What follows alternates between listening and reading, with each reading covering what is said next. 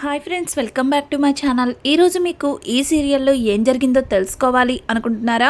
అయితే వెంటనే మనం సీరియల్లోకి వెళ్ళిపోదాం. ఇక రామరాజు మాట్లాడట్లేదని వేదవతి చాలా బాధపడుతుంది.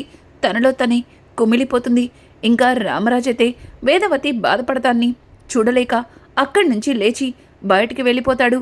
పాపం రామరాజు భోజనం కూడా చేయకుండా వెళ్ళిపోవడంతో వేదవతి మరింత బాధపడుతుంది. ఇక ఇదంతా చూసిన నర్మద ప్రేమ వేదవతి దగ్గరకు వచ్చి అత్తయ్య అని పిలుస్తారు. చూసారుగా మీరు చేసిన పని వల్ల ఈరోజు నా భర్త నాతో మాట్లాడట్లేదు, చివరికి నేను పెట్టిన భోజనం కూడా తినలేదు అని చెప్పి ఇంకా వేదవతి అయితే మరింత బాధపడుతుంది.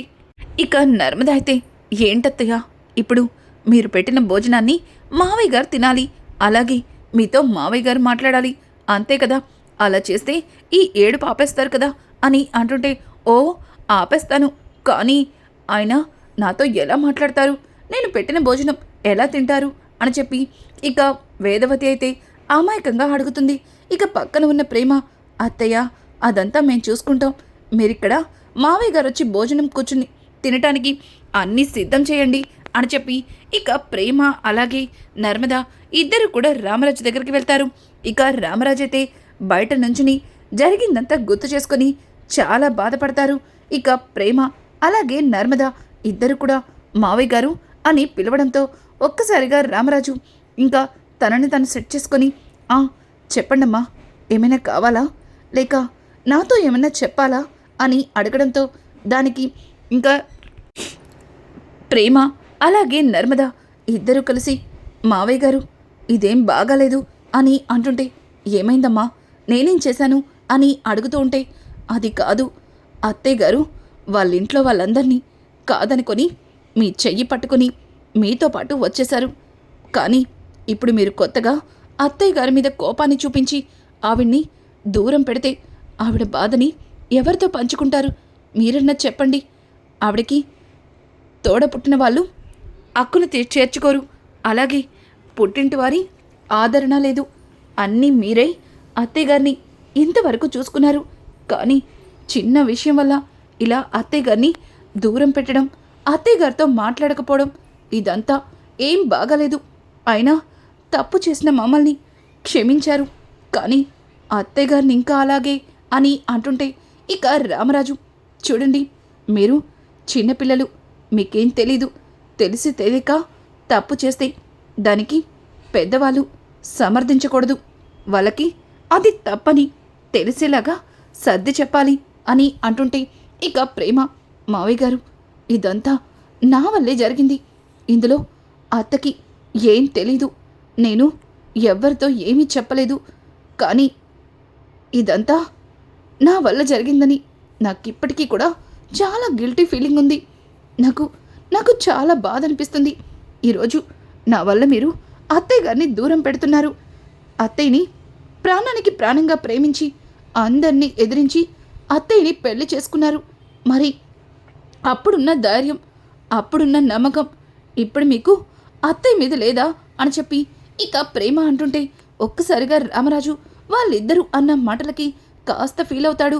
ఇక నర్మద అయితే, మావయ్య గారండి, పాపం అత్తయ్య చిన్నపిల్ల మనస్తత్వం, తను అన్నీ మీరే అయి బ్రతుకుతుంది, కానీ ఒక్కసారిగా మీరు తనతో మాట్లాడకపోవడం, అలాగే తనని దూరం పెట్టడం, ఇక ఇంటి బాధ్యతల్ని తన దగ్గర నుంచి లాగేసుకోవడం, ఇలా అన్నీ చేస్తుంటే అత్తయ్య గారు ఆ బాధని ఎవరికి చెప్పుకుంటారు చెప్పండి అని చెప్పి ఇంకా వేదవతి అలాగే ప్రేమ ఇద్దరు కూడా రామరాజుకి కాస్త అర్థమయ్యేలా చెప్తారు.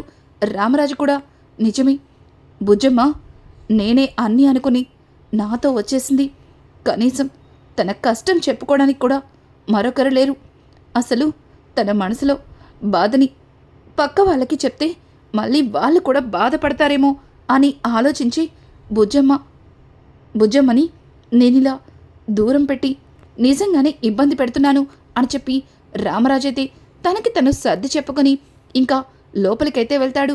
ఇంకా వేదవతి అయితే అక్కడే డైనింగ్ టేబుల్ దగ్గర కూర్చుని ఒకవైపుకి చూస్తూ ఉంటుంది. బుజ్జమ్మా, భోజనం పెట్టు అని అంటుంటే ఇక వేదవతి ఉలుకు పలుకు లేకుండా తల పక్కకి తిప్పి చూస్తుంది. ఇంకా రామరాజు అయితే బుజ్జమ్మా నిన్నే అని చెప్పి తన భుజం మీద తడతాడు. ఇంకా వేదవతి అయితే రామరాజు వైపు చూసి ఇది నిజమే కదా, మీరు మీరు నాతో మాట్లాడుతున్నారు కదా అని చెప్పి ఇంకా రామరాజుని వేదవతి అడుగుతూ ఉంటే, అయ్యో బుజ్జమ్మ నేనే మాట్లాడుతున్నాను. ఎన్ని రోజులు నీతో మాట్లాడకుండా నిన్ను దూరం పెట్టి చాలా పెద్ద తప్పు చేశాను. సారీ బుజ్జమ్మ అని అంటుంటే, ఆయన నాతో మాట్లాడుతున్నారు, ఇది ఇది నిజమే అని చెప్పి ఇక వేదవతి అయితే ఆనందాన్ని తట్టుకోలేక ఒక్కసారిగా ఎగిరి గంతేస్తుంది. ఇంకా నర్మద అలాగే ప్రేమ వేదవతిని చూసి చాలా ఆనందపడతారు. ఇక ప్రేమ అయితే అక్క అత్తయ్య మొహంలో ఆ సంతోషాన్ని చూస్తుంటే నాకిప్పుడు చాలా హ్యాపీగా ఉంది. ఇక మిగిలింది ఒక్కటే, బావగారు వాళ్ళ యొక్క విషయంలో ఏదో టెన్షన్ పడుతున్నారు, అదేంటో తెలుసుకోవాలి. అలాగే వాళ్ళ యొక్క ఎందుకు అన్ని మోసాలు చేసి ఈ ఇంటికి కోడలిగా వచ్చిందో అది కూడా బయట పెట్టాలి అని చెప్పి ఇంకా ప్రేమ అంటుంటే దానికి నర్మద పెడతా అన్నీ బయట పెడతా. ఇన్ని రోజులు ఆ వల్లి ఏం చేసినా తను తర్వాత తెలుసుకుంటుంది, అర్థం చేసుకుంటుంది అని అనుకుంటే రోజు రోజుకి మితిమీరిపోతుంది. కానీ ఈరోజు తన గురించి ఫుల్గా తెలుసుకొనే తీరుతాను అని చెప్పి ఇంకా నర్మద అంటూ ఉంటే ఇంతలో వల్లి ఇంటి దగ్గర నుంచి వస్తూ ఉంటుంది. ఇంకా వల్లి వచ్చేసరికి డైనింగ్ టేబుల్ దగ్గర రామరాజు అలాగే వేదవతి నవ్వుకుంటూ భోజనాన్ని వడ్డిస్తూ ఇద్దరు కూడా సరదాగా మాట్లాడుకుంటారు. ఇక రామరాజు అయితే తన ప్లేట్లో భోజనాన్ని వేదవతికి కూడా తినిపిస్తూ ఉంటాడు. ఒక్కసారిగా వల్లి ఆ సన్నివేశాన్ని చూసి షాక్ అయిపోతుంది.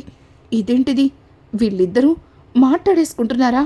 అంటే మావి గారు అత్తయ్య గారు కలిసిపోయారా? ఇట్ట జరిగితే నేను అనుకున్నదేది జరగదు కదా.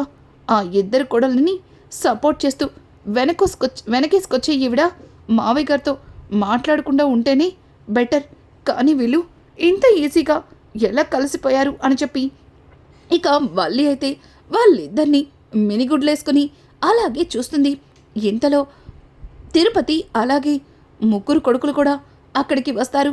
ఇక తిరుపతి అయితే వాళ్ళ అక్కని బావని చూసి చాలా ఆనందపడతారు. రేయ్ పెద్దోడా, నడిపోడా, చిన్నోడా, ఒకసారి అక్కని బావని చూడరా, నాకు 2 కళ్ళు సరిపోవట్లేదురా, మీ ముగ్గురి కళ్ళతో కూడా చూసేస్తాన్రా అని చెప్పి తిరుపతి అయితే ముగ్గురిని దగ్గరికి లాక్కొని ఇంకా వాళ్ళని చూసి చాలా ఆనందపడతాడు. అలాగే ధీరజ్ కూడా రేయ్ అన్నయ్య, నాన్న అమ్మని క్షమించేశారు. అమ్మ నాన్న ఎప్పుడు ఇలాగే సంతోషంగా ఉండాలని కోరుకుంటున్నాను అని చెప్పి ఇంకా ధీరజ్ అయితే సాగర్ అలాగే చందు అలా ముగ్గురు కూడా చెప్పుకుంటూ చాలా ఆనందపడతారు. ఇంతలో తిరుపతి ఇదేంటి, ఎవరో బఠానీలు తింటున్నారు, అంత పెద్దగా సౌండ్ వస్తుంది అని చెప్పి తిరుపతి పక్కకి తిరిగి చూసేసరికి ఇంకా వల్లి అయితే పళ్ళని నూరుతూ ఉంటుంది. ఇంకా అక్కడే ఉన్న నర్మద అయితే అయ్యో బాబాయ్, అది బఠానీలు నవ్వడం కాదు, బల్లి అక్క పళ్ళు నూరుతుంది చూడు, ఎంత గట్టిగా కొరుకుతుందో పళ్ళని, అంత పెద్ద సౌండ్ వస్తుంది. ఇంట్లో సంతోషాల్ని ఈ బల్లి అక్క అస్సలు ఓర్వలేదు అని చెప్పి ఇక నర్మద అలాగే ప్రేమ చెప్పుకుంటూ ఉంటారు. ఇది ఇలా ఉండగా ఇంకా అందరూ కూడా ఎవరి గదుల్లోకి వాళ్ళు వెళ్ళిపోతారు. ఇంకా వల్లి అయితే వాళ్ళ నాన్న చెప్పిన ప్లాన్ ప్రకారం ఇంకా ఆనందరావు వల్లికి ఫోన్ చేస్తాడు. వల్లి ఆనందరావు ఫోన్ చూసి అమ్మో నాన్న ఫోన్ చేశారు, కానీ నాకు చాలా భయంగా ఉంది అని చెప్పి ఇంకా వల్లి అయితే నాన్న రండి, ఇంకా ఎవరూ నిద్రపోలేదండి, కొద్దిసేపు ఆగండి, నాకెందుకో చాలా భయంగా ఉందండి అని చెప్పి ఇంకా వల్లి అయితే తన మనసులో ఉన్న భయాన్ని ఆనందరావుకి చెప్తుంది. ఇంతలో చందు అక్కడికి వచ్చి వల్లి ఎవరు నాన్నగారంటున్నావు, మీ నాన్న ఫోన్ చేశారా అని అంటుంటే అయ్యో లేదు బా, లేదు, నేనెవరితో మాట్లాడట్లేదు, ఏదో సీరియల్ చూసుకుంటున్నాను అని చెప్పి ఇక తన మొబైల్ని చూపిస్తుంది. ఇంకా చందు చూడు వల్లి, రేపటికల్లా మీ ఇంట్లో వాళ్ళు డబ్బు అరేంజ్ చేస్తారన్నావు. రేపు కనుక డబ్బు అరేంజ్ చేయకపోతే నేను ఏం చేస్తానో కూడా నాకే తెలీదు. గుర్తుపెట్టుకో. సరే, ఇంకా నిద్ర రావట్లేదా? లైట్ ఆఫ్ చేయి అని చెప్పి ఇక చందు అయితే వల్లితో చెప్తాడు. వల్లి లైట్ ఆఫ్ చేసి చందు పక్కన భయం భయంగా పడుకుంటుంది. ఇంకా ఇదే ఇలా ఉండగా నర్మదని ఇంకా సాగర్ అయితే తన మాటలతో కాకాపడుతూ ఉంటాడు. కానీ నర్మద మాత్రం చాలా కోపంగానే సాగర్ ముందు నటిస్తుంది. కానీ సాగర్ చూడకుండా దొంగచాటుగా నవ్వుకుంటూ ఉంటుంది. ఇక సాగర్, నర్మద, ఇక నా వల్ల కాదే, నేను తప్పు చేశాను. నువ్వు ఏం చెప్తున్నావో వినిపించుకోకుండా, నిజమేంటో తెలుసుకోకుండా నిన్ను చాలా మాటలన్నాను. నా వల్ల నీకు చాలా బాధ కలిగింది. నన్ను నన్ను క్షమించవే, ప్లీజే. అవసరమైతే నీ కాళ్ళు కూడా పట్టుకుంటానే అని చెప్పి ఇక సాగర్ అయితే ఇంకా సాగర్ అలా కాళ్ళు పట్టుకోపోయేసరికి నర్మద కూడా సాగర్ని క్షమించేస్తుంది. ఇక సాగర్, నర్మద ఇద్దరు కూడా ఒకటవుతారు. ఇంకా ఇది ఇలా ఉండగా ప్రేమ అయితే ధీరజ్ని ఒక ఆట ఆడుకుంటుంది. ధీరజ్, ఒసై రాక్షసి, ఏదో కోపంలో చిన్న మాట అన్నాను. దాన్ని పట్టుకుని నన్ను ఇంతలా టార్చర్ చేస్తావని అస్సలు అనుకోలేదు. అయినా ఇలా ఎలా పుట్టావే?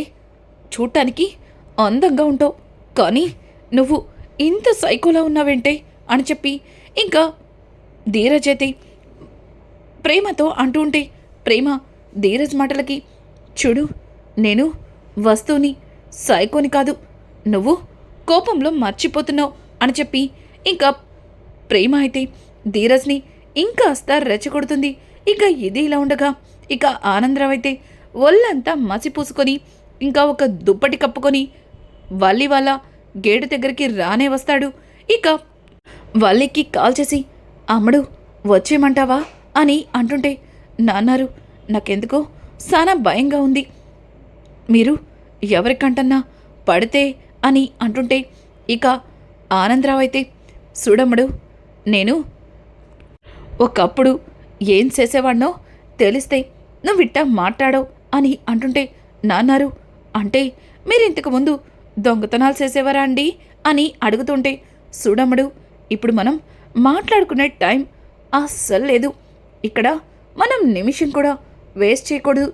ముందు ఇంట్లో వాళ్ళందరూ నిద్రపోయారో లేదో చూసి చెప్పమ్మడు, నేను రెడీగా ఉన్నాను అని అంటుంటే, అది అది కాదు నాన్నారు అని అంటుంటే, సరే సరే అయితే నేను వెళ్ళిపోతాను.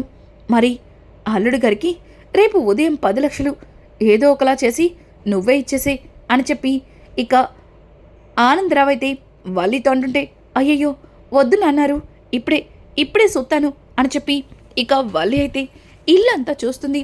ఇక ఇల్లంతా కూడా ప్రశాంతంగా ఉంటుంది. అలాగే హాల్లో అయితే తిరుపతి నిద్రపోతూ ఉంటాడు. ఇక అందరూ నిద్రపోయారని కన్ఫర్మ్ చేసుకుని వల్లి అయితే ఇక వాళ్ళ నాన్నకి చెప్తుంది. సరే సరే అమ్మడు, నేనొచ్చి తలుపు కొడతాను, నువ్వు చిన్నగా తలుపుతి, తరువాత ఆ తాళాలు నా చేతికిస్తే నేను వెళ్ళి బీరువాలో మనకి కావలసిన డబ్బులొట్టుకొని వచ్చేస్తాను అని చెప్పి ఇక ఆనందరావు అయితే వల్లితో చెప్తూ ఉంటే వల్లి సరేనన్నారు, జాగ్రత్త అని అనుకుంటూ ఇంకా తలుపు దగ్గరకైతే వెళ్తుంది. ఎప్పుడైతే తలుపు శబ్దం వస్తుందో వెంటనే వల్లి డోర్ ఓపెన్ చేస్తుంది. ఒక్కసారిగా డోర్ ఓపెన్ చేసేసరికి అక్కడ వల్లి దిమ్మ తిరిగిపోతుంది. ఎందుకంటే అవతల ప్రేమ అలాగే నర్మద ఉంటారు. అయ్ బాబాయ్, ఇదేంటిది, వీళ్ళిద్దరూ ఇంట్లో నుంచి బయటకెప్పుడు వెళ్ళారు అని చెప్పి ఇంకా వల్లి అయితే వాళ్ళిద్దరినీ చాలా వింతగా, విచిత్రంగా, భయంగా చూస్తూ ఉంటుంది. ఇక నర్మద అయితే, ఏంటి బల్లక్క, మమ్మల్ని చూసి అంతలా టెన్షన్ పడుతున్నావు, మేము అంత భయంకరంగా ఉన్నామా అని చెప్పి ఇక నర్మద అయితే కాస్త వెటకారంగా వల్లితో మాట్లాడుతుంది. ఇక ప్రేమ అయితే, అయ్ బాబాయ్ నువ్వు ఊరుకో అక్క, నువ్వు మరీ చెప్పేస్తావు, అయినా మనమేమన్నా ఒళ్ళంతా మసిపూసుకొని దొంగతనానికి వచ్చామా ఏంటి, మనల్ని చూసి బల్లక్కై భయపడ్డానికి అని చెప్పి ప్రేమ కూడా అచ్చం వల్లిలాగే మాట్లాడుతూ ఉంటుంది. ఇక వల్లి అయితే, ఏయ్ పిచ్చి పిచ్చి నాటకాలు వేస్తున్నారా, నా భాషనే మీరు ఎగతాలు చేస్తున్నారా అని చెప్పి ఇక వల్లి మాట్లాడుతుంటే, అయ్ బాబోయ్, అలా మేమెందుకు చేస్తామక్క, మేము నీ భాషని నేర్చుకోవడానికి ప్రయత్నిస్తున్నాం, కానీ నీ అంత చక్కగా మాకెందుకు రావట్లేదక్క అని చెప్పి ఇక నర్మద కూడా వల్లితో ఆడుకుంటుంది. వల్లి, చూడండి, నిద్రపోయే టైంలో మీ ఎదవ జోకులేసి ఇసిగించకండి. అయినా నేను 10 గంటలకల్లా లోపల ఉండాలని చెప్పాను కదా, మరి అర్ధరాత్రులు మీకు బయటేం పని అని చెప్పి వల్లి అయితే వాళ్ళిద్దరినీ అడుగుతూ ఉంటే, అయ్ బాబోయ్ అక్క, మేం కూడా మా గదుల్లో ప్రశాంతంగా నిద్రపోయాం, కానీ పాపం ప్రేమ వాష్రూమ్ కని బయటకెళ్తే ఎవరో పక్క నుంచి వెళ్తున్నట్టు అనిపించిందంట. ఒక్కసారిగా భయపడి నాకు ఫోన్ చేస్తే బయటికి వచ్చాను, కానీ వచ్చే వరకు తెలియలేదు మన ఇంటికి దొంగోడొచ్చాడని. అంత ఈజీగా వదిలేస్తామా ఏంటి? ఇదిగోండి పట్టేసుకున్నాం. ప్రేమ, వెళ్ళి ఇంట్లో అందరినీ పిలువు అని చెప్పడంతో ఇక ప్రేమ పరిగెత్తుకుంటూ ఇంట్లో అందరినీ పిలవబోతుంటే ఇంతలో వల్లి, ఆగు ఆగు, దొంగడొస్తే అందరినీ పిలవడం ఎందుకు, మనం లేమా ఏంటి వాడిని కొట్టి బుద్ధి చెప్పడానికి, అయినా వాడు ఇంట్లో ఏం దొంగతనం చేయలేదు కదా అని అంటుంటే, చూడక్క, వాడిని మనం పట్టుకోకపోతే ఇంట్లో దొంగతనం చేసుండేవాడు, కానీ పట్టుకున్నాం కాబట్టి ఇక చెయ్యలేడు, ఇక ఎక్కడ కూడా చేసే అవకాశం కూడా మనం ఇవ్వకూడదు కదా, మరి వాడికి బుద్ధి చెప్పాలంటే మావయ్య గారిని పిలవాలి కదా, ప్రేమ నువ్వెళ్ళి మావయ్య గారిని పిలిచికురా అని అంటుంటే ఇంకా ప్రేమ అయితే మావయ్య గారండి అని గట్టి గట్టిగా పిలుస్తుంది. ఇక వల్లి అయితే అయిపోయింది, అంతా అయిపోయింది. పెళ్లి కోసం వీళ్ళు నానా అబద్ధాలు చెప్పి బా దగ్గర 10 లక్షలు తీసుకున్నారు.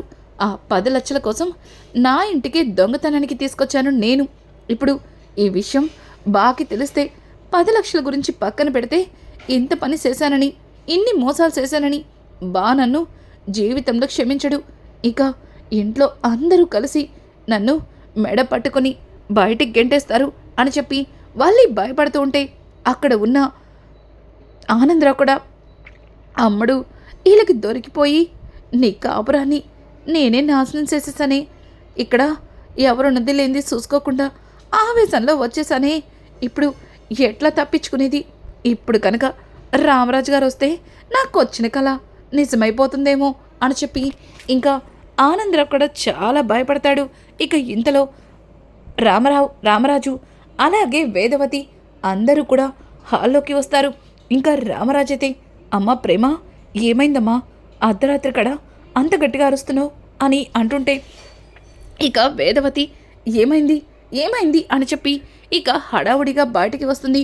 ఇంతలో ధీరజ్ అలాగే సాగర్ ఇంకా చందు కూడా ఏమైంది అని చెప్పి ప్రేమని అడుగుతుంటే, నేను వాష్రూమ్ కని బయటికి వస్తే ఒక దొంగోడు పక్క నుంచి వెళ్ళాడు, వాడు లోపలికి వెళ్ళేలోపే వాడిని నేను నర్మదక్క పట్టేసుకున్నాం, వాడిని బయటే తాడులతో కట్టేశాం అని చెప్పి ఇక ప్రేమ చెప్పడంతో ఇంకా నర్మద కూడా, అవును మావయ్య గారు, వాడు ముసుగు వేసుకున్నాడు, వాడిని ముసుగు తీసి చూద్దామని ఎంతలా ప్రయత్నించినా ముసుగు కనిపించకుండా ఏం చేశాడో తెలీదు, వాడి ఫేస్ కనిపించకుండా జాగ్రత్త పడుతున్నాడు, అందుకే మాకు భయం వేసి మిమ్మల్ని రమ్మని చెప్పాం అని చెప్పి ఇంకా నర్మద అయితే రామరాజుతో చెప్తుంది. రామరాజు, ఏంటి వాడు ముసుగు వేసుకుని వచ్చాడా, మోహం కూడా కనిపించకుండా చేస్తున్నాడా, చెప్తా వాడి పని, రేయ్ పెద్దోడా చిన్నోడా నడిపోడా తిరుపతి అని గట్టిగా అరవడంతో ఇంకా నలుగురు కూడా తలా ఒక కర్ర తీసుకుని ఇంకా రామరాజు వెంట వెళ్తారు. ఇక వల్లి అయితే, అయ్ బాబోయ్, ఇప్పుడు మా నాన్నాన్ని కొట్టి చంపేస్తారా ఏంటి, అయ్ బాబోయ్, ఇప్పుడు నేను ఏం చెయ్యాలి, ఎట్ట ఆపాలి అని చెప్పి ఇంకా వల్లి అయితే భయపడుతూ ఇక దొంగని కొట్టబోతున్న రామరాజుని ఆపి, మావయ్య గారండి, ఎట్టాగో మన ఇంట్లో దొంగతనం జరగలేదు కదండి, మరేమోనండి, వీణ్ణి కొట్టడం కంటే పోలీసులకు అప్పచెప్తే మంచిది కదా మావయ్య గారండి అని చెప్పి ఇంకా వల్లి అంటుంటే, ఇంతలో పక్కన ఉన్న నర్మద, చూడు వల్లక్క, మనం మన ఇంట్లో దొంగతనం జరగలేదని వదిలేస్తే వాడు దాన్నే అలసుగా తీసుకుని మళ్ళీ ఇట్లాంటి ప్రయత్నాలు చేస్తాడు. వాడు ఇంకొకసారి మన ఇంట్లోనే కాదు ఎక్కడ దొంగతనం చేయకుండా వాడికి గట్టిగా బుద్ధి చెప్పాలి అని చెప్పి నర్మద అయితే ఇక రామరాజుతో చెప్పడంతో రామరాజు, అవును, నర్మద చెప్పింది నిజం. ఇట్లాంటి వాళ్ళు ఇంకెక్కడా కూడా దొంగతనం చెయ్యాలన్నా సరే భయపడాలి. అలా భయపడాలి అంటే వీడికి తగిన బుద్ధి చెప్పాలి అని చెప్పి ఇక 5 కలిసి వాళ్ళ నాన్నని చిదుగబాత్తారు. వాళ్ళి అయితే ఆపలేక ఏం మాట్లాడలేక తనలో తను సతమతమైపోతుంది. ఇంతలో వేదవతి, ఎవండి, వన్నలా ముసుగేసి కొడుతుంటే ఎవరిని కొడుతున్నారో అర్థం కావట్లేదు. మీరు వాణ్ణి కొడుతుంటే వాడి ఆర్తనాదాలు వినాలి. అలాగే వాడి నోటితో ఇంకెప్పుడు కూడా ఇట్లాంటి దొంగతనాలు చెయ్యను అని వాడు చెప్పాలి. అందుకే ముందు ఆ మొహం మీద ఉన్న ముసుగు తీయాలి అని అంటుంటే తిరుపతి కూడా, నిజమే అక్క, నువ్వు చెప్పింది నిజమే, వీడెవడో మనకి తెలియాలి కదా అని చెప్పి ఇక ముందుకు వెళ్ళి మొహం మీద ఉన్న ముసుగు తీయబోతూ ఉంటే ఇంకా వల్లి, ఆగండి బాబాయ్ గారు, వాడు అట్ట ముసుగేసుకున్నాడంటే ఆడి మొహం ఎట్లా ఉంటుందో, వాడికి ఏం రోగాలున్నాయో అని చెప్పి ఇక వల్లి అంటుంటే ఆ దొంగ గెటప్లో ఉన్న ఆనందరావు కూడా, అవునవును, నాకు చాలా రోగాలున్నాయి, నాకు నా ఒంట్లో రోగాల వల్ల నాకు దగ్గు, జలుబు అన్నీ ఉన్నాయి. ఈ ముసుగు తీస్తే నా వల్ల మీకు కూడా వచ్చే ప్రమాదం ఉంది అని చెప్పి అతనైతే ఇక తన మాటలతో వాళ్ళని మేనేజ్ చేస్తుంటే ఒక్కసారిగా తిరుపతి భయంతో, అక్కోయ్, వాడికేదో రోగాలున్నాయంటక్క, వాణ్ణి ఎవడైతే మనకెందుకు, వాడికి ఇలాగే బుద్ధి చేద్దాం అని చెప్పి తిరుపతి మాట్లాడుతూ ఉంటే ఇంతలో ప్రేమ, బాబాయ్, తప్పించుకోవడానికి వాడు చాలా కారణాలు చెప్తున్నాడు. మీరు వాడు చెప్పిన అబద్ధాలు వింటారేంటి? ముందు ఆ మొహం మీద ఉన్న ముసుగుని తీయండి అని చెప్పి ఇంకా చందుతో చెప్పడంతో చందు ముందుకెళ్ళి ఒక్కసారిగా ఇంకా ఆనందరావు మొహం మీద ఉన్న ముసుగుని తీస్తాడు. అక్కడ ఆనందరావుని చూసి అందరూ కూడా షాక్ అయిపోతారు. ఇక రానున్న ఎపిసోడ్స్ అయితే మరింత ఇంట్రెస్టింగ్గా మారిపోతున్నాయి. ఈ వీడియో మీకు నచ్చినట్టయితే లైక్ చేసి సబ్స్క్రైబ్ చేసుకోవడం మాత్రం మర్చిపోకండి. Thanks for watching. Hi friends, welcome back to my channel. ఈరోజు మీకు